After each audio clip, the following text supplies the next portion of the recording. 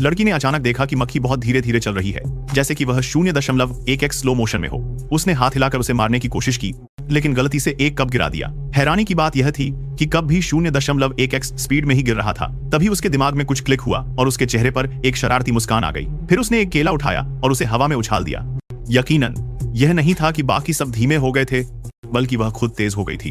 यह बहुत शानदार लग रहा था। वह अपनी स्किल्स दिखाने के लिए इंतजार नहीं कर पा रही थी। उसने जल्दी से अपना टारगेट ढूंढा और अंदर चली गई।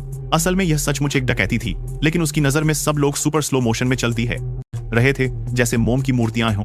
लुटेरे की चलाई हुई गोली अब भी हवा को चीरते हुए जा रही थी। कांच के टुकड़े एक खूबसूरत लड़की के चेहरे को काटने ही वाले थे। घबराए हुए ग्राहक, उड़ते हुए गुब्बारे।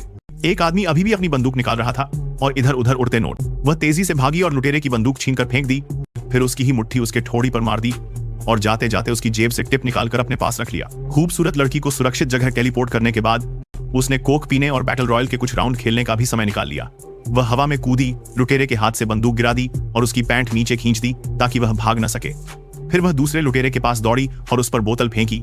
साथ ही एक महिला को संभाल लिया जो गिरने ही वाली थी। फिर उसने एक गत्ते का डिब्बा उठाया, बिखरी हुई चीजें इकट्ठी की, एक हैंडसम लड़के के पास गई, उसका गुब्बारा उठाया और धीरे से उसके हाथ में वापस रख दिया। आखिरकार वह उस लड़की के सामने खड़ी हो गई और उसकी तरफ आती गोली को उंगली से उड़ा दिया। इसी बीच लुटेरों का सरगना बाथरूम से बाहर आया। वह पूरी तरह उलझन में था। उस दिन से वह गुप्त रूप से शहर की रक्षा करती रही। जहां भी अपराध होता वह मौजूद होती। लेकिन एक दिन जब वह खबरें देख रही थी, उसने घर पर अजीब आवाज सुनी।